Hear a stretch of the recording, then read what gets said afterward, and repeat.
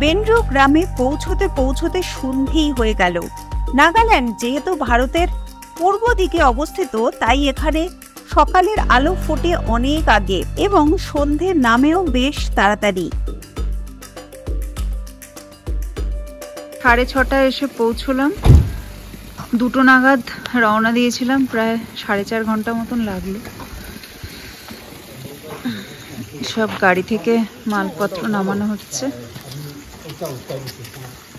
আমাদের গির্জার মধ্যে থাকবো।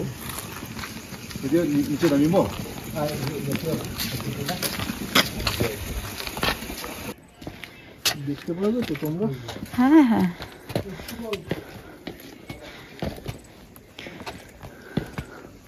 ঐশিক আমাকে ফলো করে করে এসো। আমি এখানে আছি। বাবা অনেকটা নিচে তো। একটু নিচে।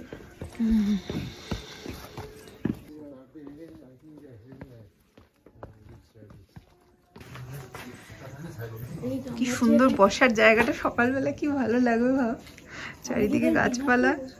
এটা একদম ভিউ পয়েন্ট টাইপ আমার মনে হয়।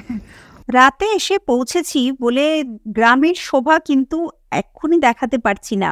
আশা করছি পরদিন সকালবেলা ওয়েদার ক্লিয়ার থাকবে এবং আমরা চারপাশটা খুব ভালোভাবে ঘুরে দেখতে পারবো।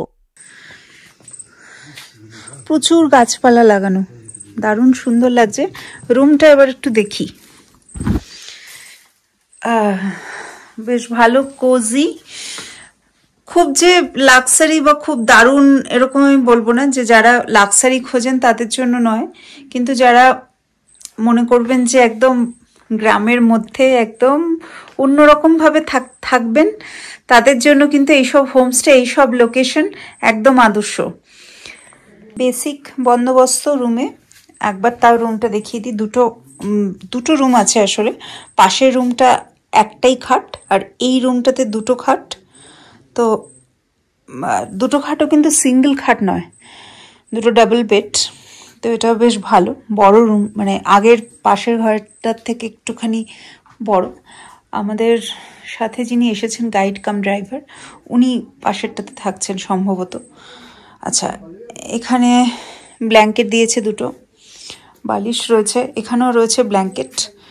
আর সেটা ছাড়া ড্রেসিং টেবিল আছে এখানে, চেয়ার টেবিল রয়েছে। তো মোটামুটি ঠিক আছে, 1 দিন 2 দিন থাকার জন্য বেশ ভালো। এটা অ্যাটাচ টয়লেট নয়, কিন্তু এমনি ডিসেন্ট, পরিষ্কার ওয়েস্টার্ন রয়েছে। গিজার নেই।